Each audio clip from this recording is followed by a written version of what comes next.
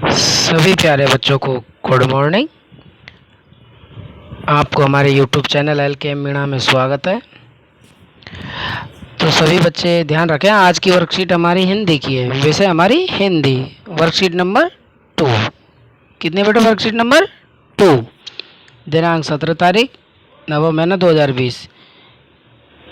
ये कक्षा 6 की वर्कशीट है। विद्यार्थी यहाँ पे अपना नाम लिखेंगे और यहाँ पे अध्यापक का नाम लिखेंगे।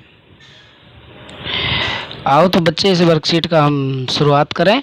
बच्चों, पिछले कार्य पत्रक संख्या में हमने जाना कि मतलब जो पिछली जो वर्कशीट आई थी उसमें हमने जाना कि वह चिड़िया जो कविता के कवि श्री केदारनाथ अग्रवाल जी हैं। कौन है कविता के कवि? श्री केदारनाथ अग्रवाल जी। चिड़िया, इसमें बताया गया कि चिड़िया एक चिड़िया है जिसकी क्या क्या इच्छाएं हैं। चिड़िया दूध से भरे अनाज के कच्चे दानों को चोंच मारकर बड़े चाव से खाती है, मतलब बड़े आनंद के साथ। चाव मतलब आनंद के साथ खाती है। चिड़िया बहुत छोटी है जो कच्चे दानों को खाकर संतुष्ट हो जाती है, मतलब खुश हो जाती है। नीले पंखों वाली चिड़िया गाती भी बहुत सुंदर है। जब उसकी चहचहाट है, उसकी चोंच से जो आवाज़ निकलती है वो भी कितनी है, बहुत ही सुरीली लगती है। उसे जंगल से बहुत लगाव है। लगाव मतलब पसंद आना, या भाई बहुत अच्छा उसको लगता है जंगल में। आओ अब जाने कि चिड़िया और क्या क्या चाहती है। अब आओ बच्चे उसके बारे में हम जानें कि चिड़िया को और क्या क्या पसंद है।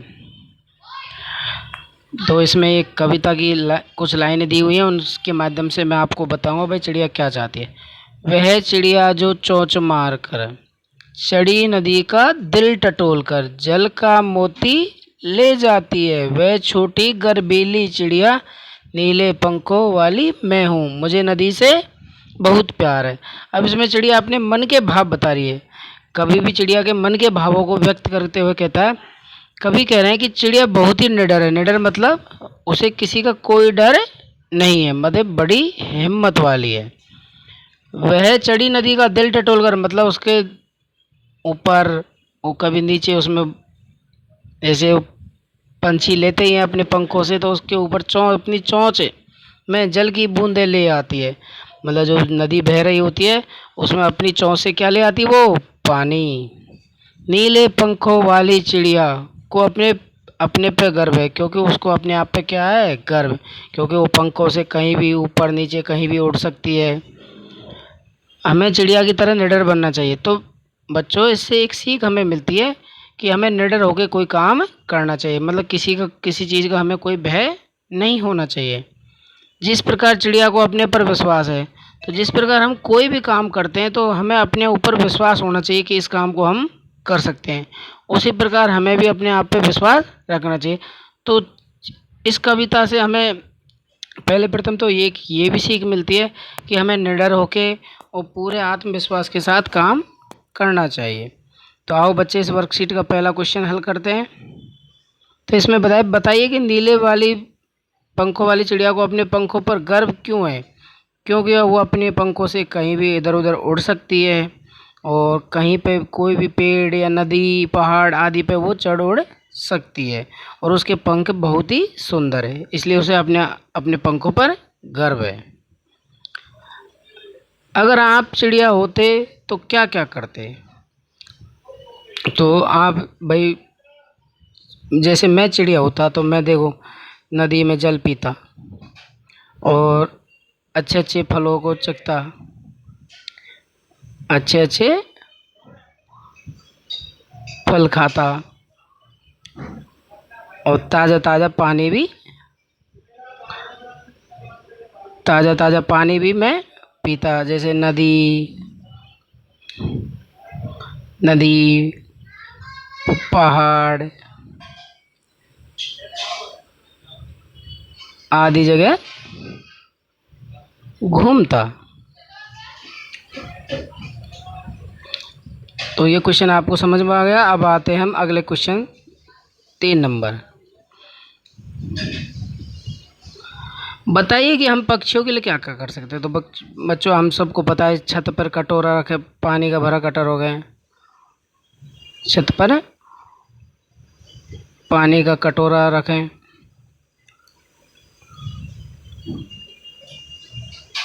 और छत पे पानी का कटोरा रखें। और किसी भी पक्षी को हम पिंजरे में बंद नहीं करें, किसी भी पक्षी को हम क्या ना करें, पिंजरे में बंद नहीं करें। और पक्षियों के लिए गेहूँ, चावल, जौ, बाजरा आदि के दाने रोज़ अपनी छत पे डालें।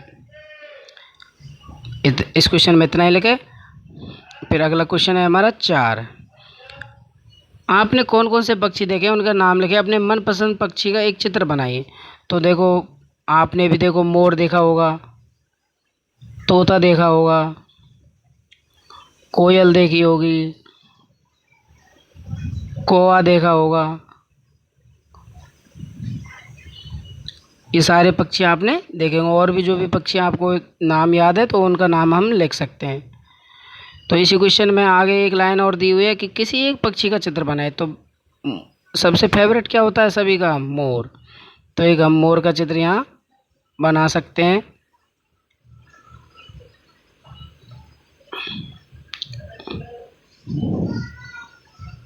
जैसे इसमें वर्कशीट में मुझे बनाना है, मैंने आपको समझाया, आप अपने माध्यम से भी अच्छी ड्राइंग एक कर सकते हैं। इससे कलर भी हम भर सकते हैं। तो इसी के साथ हमारा अगला क्वेश्चन है, कविता को याद करके अपने माता पिता, भाई बहन को या अपने मित्र को सुनाएं। देखो, ये कविता आपकी बसंत किताब का पहला ही पार्ट है। ये कविता बहुत ही अच्छी है। तो आप इसे कंठस्थ याद कर लें और अपने माता पिता और भाई बहन को सुनाएं, क्योंकि ये कविता आपको बहुत ही अच्छी है। अगर मेरे द्वारा आपको ये वर्कशीट समझ में आई हो तो वीडियो को लाइक करें, सब्सक्राइब करें और वीडियो को फॉरवर्ड भी करें। और अगर कोई क्वेश्चन आपको समझ में नहीं आया तो मेरे यूट्यूब चैनल पे कमेंट ज़रूर करें इसी वीडियो में। Thank you. आगे मिलेंगे अगली वीडियो के साथ।